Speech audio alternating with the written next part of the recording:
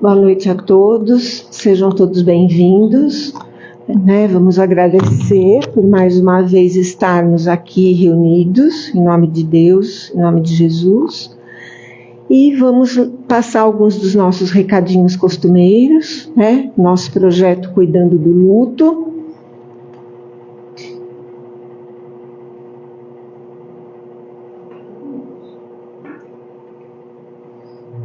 Projeto Cuidando do Luto, que acontece lá na USE, na União das Sociedades Espíritas, às segundas-feiras, às 15h30 e às 19 horas. E aqui no nosso lar, de quarta-feira, às 16h30. Lembrando também que às 15 horas nós estamos nos reunindo, continuamos nos reunindo aqui, no grupo de estudos. Nós estudamos obras da doutrina espírita. É simples, é gostoso, é aconchegante, nós lemos, nós comentamos, cada um faz um relato e depois nós aplicamos o passe. Então, aqueles que puderem vir ou puderem divulgar, que outras pessoas possam participar também, então ser bem recebidos.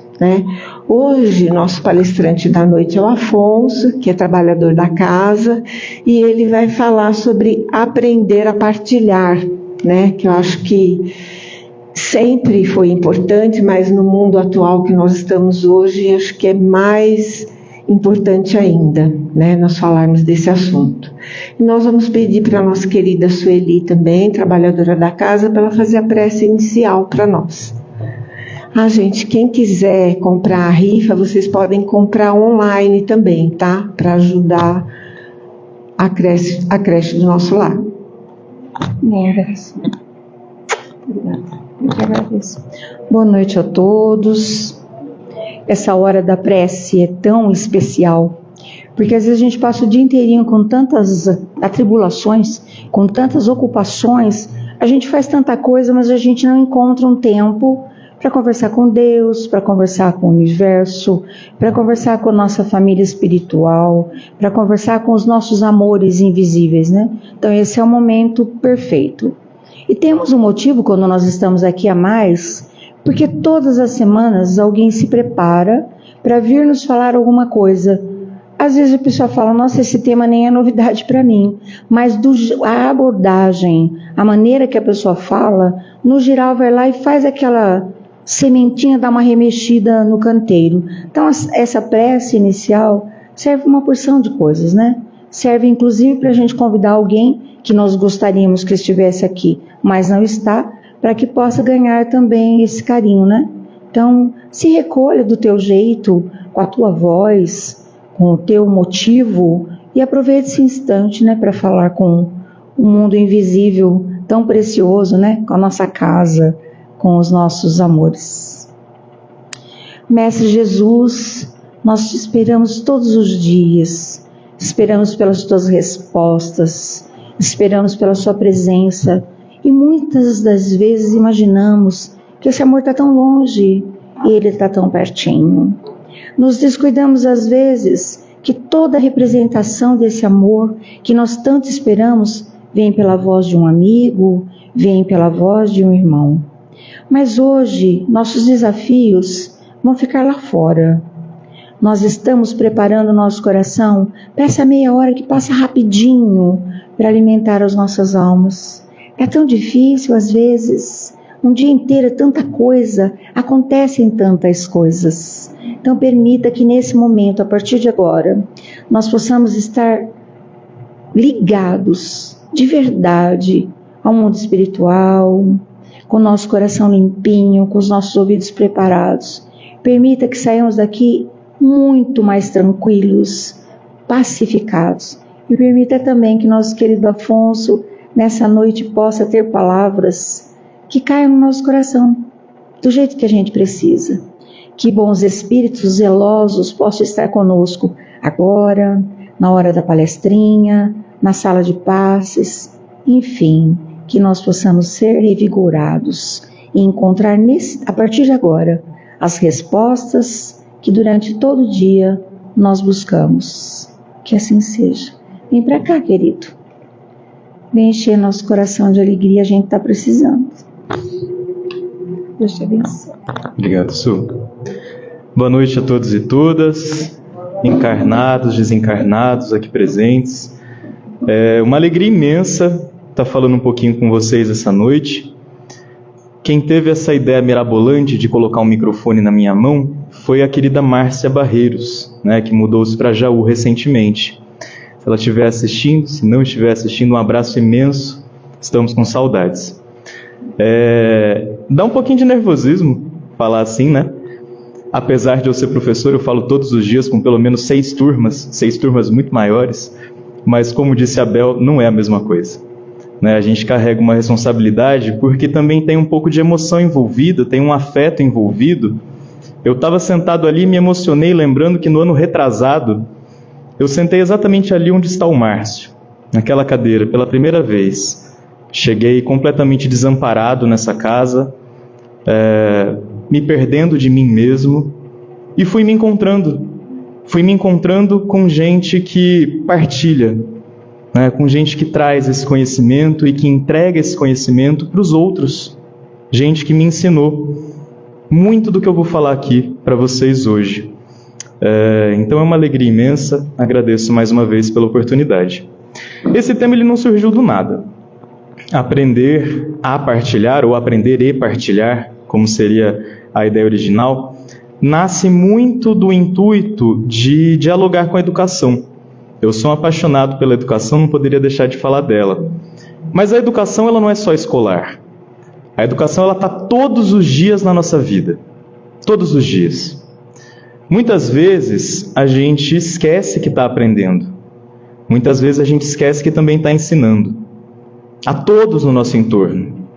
Na nossa casa, no nosso trabalho, aqui no centro espírita, onde quer que nós vamos. Então, muito do que o verbo ensinar traz, vem da nossa missão. A nossa missão aqui nesse planeta Terra. A nossa missão de vida. E recordando o Livro dos Espíritos, uma das questões mais famosas, que é a de número 132, nós temos o intuito da encarnação, né? Vou ler aqui rapidinho para vocês. Questão de número 132. Qual o objetivo da encarnação dos espíritos? Deus lhes impõe a encarnação com o objetivo de fazê-los chegar à perfeição. Para alguns é uma expiação, para outros é uma missão. Todavia, para alcançarem essa perfeição, devem suportar todas as vicissitudes da existência corporal. Nisto é que está a expiação. A encarnação tem também outro objetivo, que é o de colocar o espírito em condições de cumprir sua parte na obra da criação. Para realizá-la, é que em cada mundo ele toma um aparelho em harmonia com a matéria essencial deste mundo, cumprindo aí, daquele ponto de vista, as ordens de Deus, de tal sorte que, concorrendo para a obra geral, ele próprio se adianta. São palavras um pouco complexas, né? Principalmente para os dias de hoje, mas os espíritos eles trazem um esclarecimento muito grande nessa resposta. Que nós viemos aqui atrás de melhorar, todos nós sabemos, que nós temos um objetivo geral de alcançar um dia a perfeição, todos nós sabemos, mas aqui também está o como. Não sei se vocês perceberam, de tal sorte, concorrendo para a obra geral, ele próprio se adianta. Ninguém se adianta sozinho. Ninguém se melhora sozinho.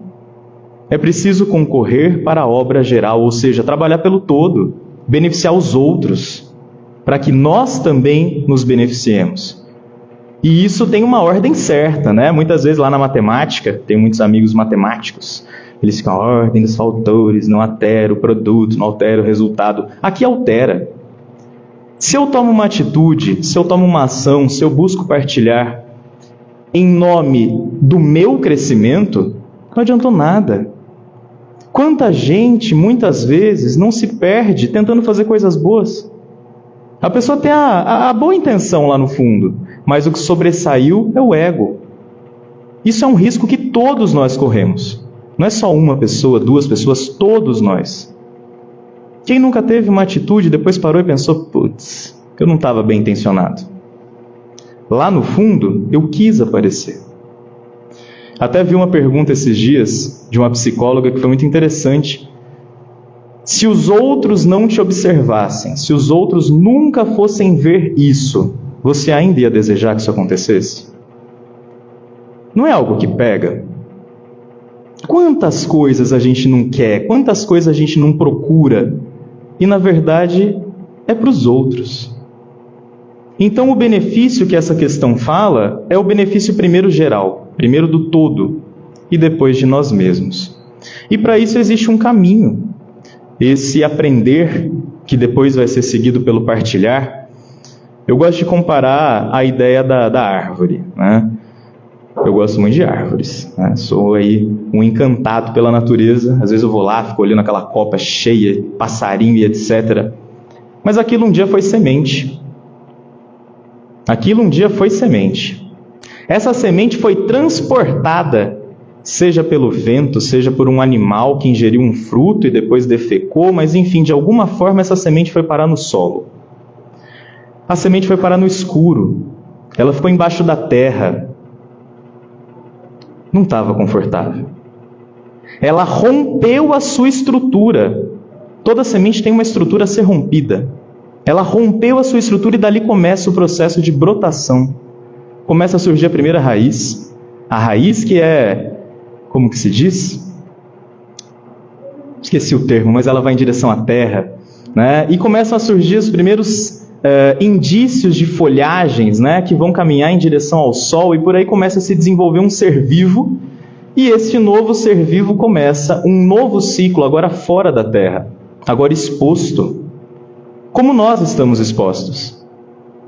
Está exposto às intempéries do clima, está exposto às pessoas que podem passar e podem regar, ou podem passar e podem chutar aquele breve broto que está no chão. E isso vai crescendo. Esse serzinho vai crescendo, vai se desenvolvendo, e chega um momento que aquela pequena semente que tinha uma cascadura que foi rompida, estava embaixo da terra, começou a se esforçar, começou a brotar, torna-se uma árvore. A árvore existe em benefício dela mesma?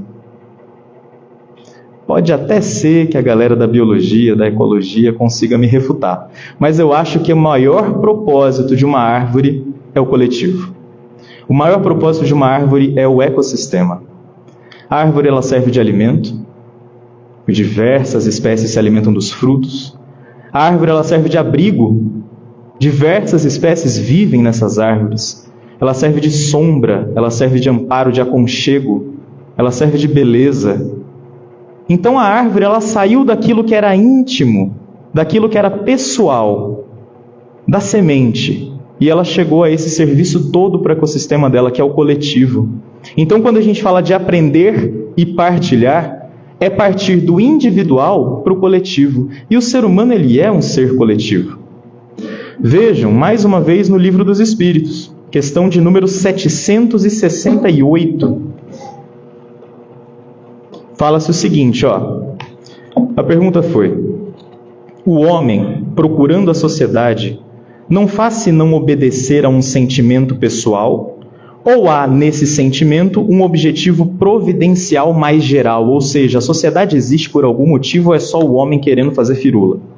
Resposta: o homem deve progredir. Sozinho ele não pode, porque não tem todas as faculdades. É-lhe preciso o contato dos outros homens. No isolamento ele se embrutece e se debilita. Ou seja, não é à toa que a gente está em sociedade. Não é à toa que a gente convive. E sociedade não é só aqui, existem N formas de sociedade. As sociedades elas começaram a se desenvolver no momento que o ser humano ele sai ali do nomadismo, ele vai para o sedentarismo. Esses grupos começam cada vez mais a se fortalecer e esses grupos humanos começam a agir em prol do bem comum. Algo que a gente espera que ainda exista, né? Pessoas agindo em prol do bem comum. Sejamos nós, então, a refutar isso que eu disse. Mas o que nos interessa aqui é como esses seres se relacionam dentro dessa sociedade. E para isso eu gosto muito de um autor, um educador por essência, um pouco mal lido hoje em dia por algumas pessoas, mas ainda serve de grande base para a educação brasileira, que foi Paulo Freire. Paulo Freire escreveu em 68 a Pedagogia do Oprimido. E ele diz o seguinte nessa obra: ninguém educa ninguém. Ninguém educa a si mesmo. Os homens se educam entre si, mediatizados pelo mundo. Ou seja, é através do mundo que cada um de nós entrega um pouquinho de si para o outro, e nesse entregar um pouquinho de si a gente se constrói. Cada um na sua individualidade, mas enquanto ser coletivo. Pensando nessa ideia, eu gostaria de falar com vocês sobre 3 exemplos. 3 exemplos de pessoas que de fato romperam com a individualidade e tornaram-se coletivas. Pessoas que se permitiram aprender, uma delas não por agora, e a gente vai entender o porquê, mas todas elas a partilhar. Vamos começar pensando um pouquinho na figura de Divaldo Franco. Todo mundo aqui conhece Divaldo Franco, certo? Sim, um dos maiores nomes, né, do espiritismo brasileiro. Nascido lá em maio de 27, em Feira de Santana, na Bahia. Divaldo não começou a sua vida sendo um dos maiores pregadores, um dos maiores oradores do espiritismo. Ele começou a sua vida como uma criança assustada, apavorada. Quem teve a oportunidade de assistir o filme, né, da vida do Divaldo, entende um pouquinho do que eu estou falando, mas tem muito além, com toda certeza. Um filme não consegue expressar toda uma história. O que ele sofreu com uma mediunidade não instruída durante a infância, mais ainda na adolescência, se escondendo, tentando se entender, sangrando com aquilo, não está escrito. Não é nenhum filme que vai mostrar isso. E esse ser sofredor chegou ao ponto, depois do relato, né, da sua irmã, depois de saber do suicídio de sua irmã e de toda a situação que ela havia vivido, ele chega ao ponto do desespero máximo.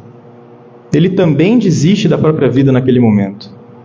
E vejam que grandioso, né? Um dos maiores líderes do espiritismo tornou público o fato de que, por um momento, desistiu da própria vida. Isso é coragem. Isso é coragem. E então, naquele momento, uma chavezinha vira. Naquele momento em que ele se perde de si mesmo, ele é ajudado por pessoas encarnadas, e ele é ajudado sobretudo por uma desencarnada, Joana de Ângeles. Joana de Ângeles teve uma paciência ímpar e teve uma habilidade de condução mais impressionante ainda. Ela leva Divaldo, claro que partiu dele a intenção, mas ela proporciona para o Divaldo instrumentos para que ele se tornasse um dos maiores comunicadores da história do espiritismo. Um educador por essência. Foi isso que ele produziu com aquele sofrimento inicial. Divaldo tinha todas as suas dificuldades, Divaldo tinha todas as suas limitações, Divaldo tinha seus medos. Mas apesar de tudo isso, ele mobiliza esses sentimentos, ele mobiliza essas sensações e constrói algo pelo bem do outro, que é a mansão do caminho. A mansão do caminho, ela não nasce da alegria. A mansão do caminho nasce do sofrimento e proporciona a alegria àqueles que sofrem.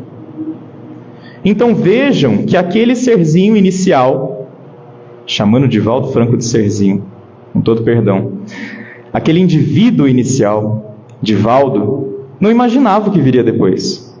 Ele era completamente individualizado. E chega um momento que dentro do coletivo, ele vai partilhar. Ele aprendeu e começa a partilhar.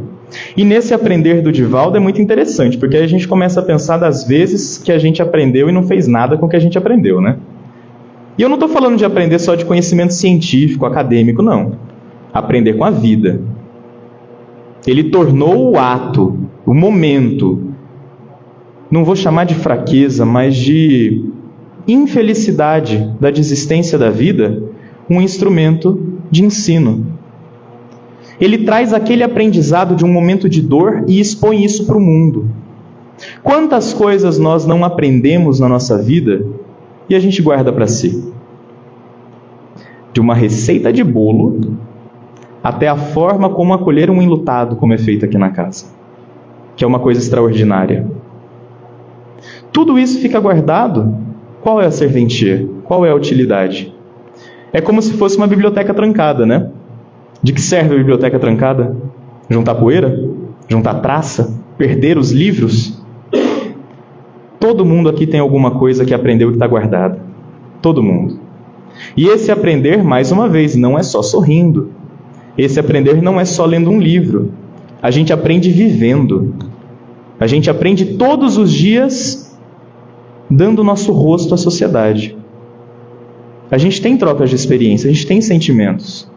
E muitas vezes o que o outro está necessitado de ouvir é aquilo que a gente está carregando em silêncio. Muitas vezes também a gente se sente pouco apto a falar algumas coisas.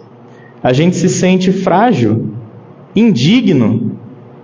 E aí eu gosto muito da análise de um momento de desespero. Alguém está pulando de uma janela do 10º andar de um prédio.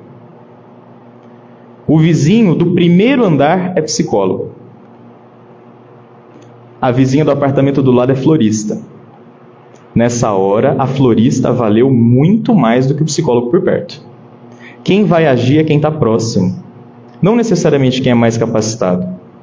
E quantas vezes a gente não encontra um irmão, uma irmã, um amigo de trabalho, está lá com seu problema e a gente passou por algo parecido.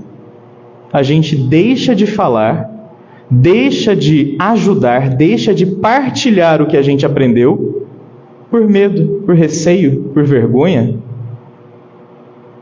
Vejam quanto essa pessoa poderia ter sido aliviada no seu sofrimento se a gente tivesse da forma correta transmitido uma palavra amiga, transmitido o aprendizado das nossas dores. E a gente tem que tomar um cuidado também de como a gente faz isso, né? Porque às vezes a pessoa está lá, num sofrimento intenso e válido, super válido, e a gente chega e fala assim, ah não, mas eu já passei por isso aí não é nada, viu? Vai dar nada isso aí que você está falando. Não vai acontecer nada. Aconteceu comigo, fica de boa. É assim que se chega numa pessoa? De forma alguma, né? Então a gente precisa ter uma certa maturidade e uma intencionalidade. Tudo parte da intencionalidade. Se a minha intenção é partilhar para que essa pessoa se recupere, para que essa se restabeleça, eu vou saber como fazer isso. E é o que Divaldo fez. Divaldo colocou a sua vida à disposição do mundo. Traduziu, né? Traduziu do mundo espiritual para o mundo terreno, mas psicografou mais de 250 obras, né? Foi um instrumento. Não se tornou biblioteca fechada. Essas 250 obras poderiam ter ido até ele. Ele poderia ter lido e falado, que interessante, colocado na biblioteca dele. E vem mais uma. Aí, que interessante, muito legal, põe na biblioteca. Não. Isso foi para o mundo.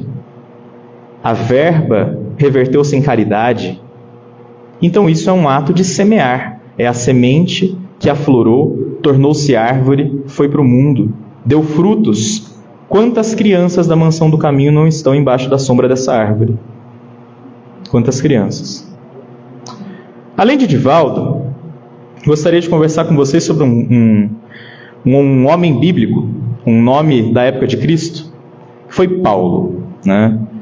Paulo, inicialmente Saulo de Tarso. Saulo é um exemplo de que não há momento, não se sabe o momento em que nós vamos aprender. Não se sabe. E mais uma vez, eu não estou falando só aprender de contexto acadêmico, de conhecimento, porque Paulo era muito bem estudado. Paulo era discípulo dos maiores fariseus daquela época. Ele era da elite da elite. Ele tinha acesso ao que era mais fundamental de estudo naquela sociedade. Ele teria o poder político e religioso na mão se ele quisesse. Mas nada disso foi o aprendizado que fez a vida de Saulo tornar-se a vida de Paulo. O momento em que Saulo torna-se Paulo é o momento em que Cristo apresenta-se a ele. A pessoa a quem ele perseguia, a pessoa que ele difamava, apresenta-se já depois do Calvário e mostra a Paulo que o caminho era outro. A rota a ser seguida deveria ser outra. E por que a gente interpreta isso, né, como um ato de coragem? Mais uma vez, ele despiu-se de tudo que ele acreditava. Ele ficou nu. Nu. O que vestia ele, o judaísmo dos fariseus, farisaico deixou de existir para ele. Ele começa um momento em que ele sai daquele ciclo em si mesmado, dentro de si mesmo, olhando para o próprio umbigo, e começa a olhar o coletivo. Ele começa a olhar as comunidades que estavam afastadas. E ele começa a pensar, eu conheci esse Cristo, eles também devem conhecer.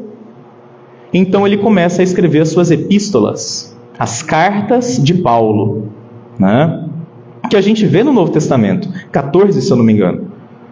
Ele começa a escrever para essas comunidades no sentido de alertar o porquê eles deveriam conhecer Cristo. Alertar como aqueles hábitos não eram saudáveis para eles. Ele fez isso de uma forma muito amorosa, assim como Divaldo. Mas é nesse momento de Paulo que a gente vê como a nossa bagagem também influencia essa mensagem que vai ser transmitida. Paulo veio do judaísmo farisaico. Paulo veio das raízes mais conservadoras do judaísmo. E ele tornou-se apóstolo, tornou-se um dos maiores discípulos daquele que era o cidadão que quebrou as amarras religiosas. Não era fácil para ele. E é justamente por isso que dentro das epístolas, muitas vezes a gente vê um Paulo ainda preso aos conhecimentos de antes. Paulo é o único autor do Novo Testamento que resgata preceitos, resgata alguns preconceitos, resgata hábitos do Velho Testamento. Isso invalida a obra de Paulo? De forma alguma. De forma alguma. Talvez alguém sem essas amarras pudesse ter escrito aos Efésios, mas teria convencido eles? Talvez alguém sem essa visão farisaica pudesse ter falado com o povo do Corinto, com os coríntios, mas teria atingido o coração deles? Não sei. O que a gente pode interpretar disso é que Paulo aprendeu. Independente de ter ficado preso ou não a algumas amarras da sua antiga crença, ele aprendeu e ele partilhou. Ele agiu pelo bem comum. E por isso é extremamente válida a obra dele. Foi um dos maiores autores cristãos. E por falar em autores cristãos, a gente pode entender o próprio Cristo como um exemplo de partilha. E não é nem um exemplo de partilha, é o exemplo de partilha. Cristo, nós sabemos, está lá no Livro dos Espíritos também, questão 625, qual o modelo a ser seguido, qual é o indivíduo fundamental, qual o rumo que nós vamos seguir? Jesus, ponto. A resposta é Jesus, ponto. E isso não é à toa. Por isso que eu disse que um dos exemplos não necessariamente teria aprendido para depois partilhar. Cristo, o Espírito mais perfeito que já pisou nesse planeta. Mais perfeito, não sei se eu posso dizer que ele aprendeu algo de novo na sua encarnação terrena. Acho pouco provável, mas isso é uma crença minha. Ainda assim, ele se dispôs a estar por aqui. Ele se dispôs a conversar com aqueles que faziam tudo que na verdade ele não acreditava. Em alguns momentos ele se exaltou. É interessante lembrar a figura do Cristo no mercado. Ficou famosa essa história. Virou mesa e pregou contra aqueles mercadores que estavam ofendendo o ambiente religioso. Um Cristo de fato indignado. Eu não diria agressivo, eu diria indignado. Mas ao mesmo tempo você tem o Cristo que senta-se ao lado do cego, senta-se ao lado do paralítico, senta-se ao lado das prostitutas, senta-se ao lado da mulher adúltera, senta-se ao lado dos ladrões e fala com eles de igual para igual. Fala com eles olhando no fundo dos olhos. Trata cada um deles como um semelhante. E não faz isso à toa. Faz isso para partilhar. Faz isso para de fato entregar um pouquinho dele para aquelas pessoas. E vejam a forma doce como Cristo entrega as palavras. Ele usa parábolas. Será mesmo que aqueles grupos sociais que Cristo visitou estavam preparados para ouvir de fato a mensagem pura nas palavras rebuscadas que a gente conhece hoje? Não, a gente nem conhece a mensagem pura. Começa por aí. E as nossas palavras, elas são rebuscadas para tentar chegar pertinho daquilo. Cristo não poderia fazer isso com aquelas pessoas. Ele tinha que falar a linguagem que eles iriam entender. Comunidades rurais, parábola da ovelha. Uma comunidade de agricultores, parábola da semeadura. Ele falava a linguagem dessas pessoas.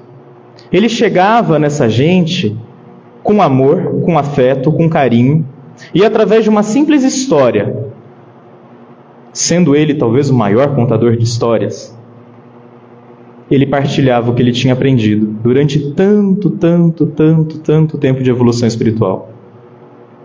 Isso é caridade. Isso é caridade pura. Jesus ganha algo voltando para essa encarnação? Não.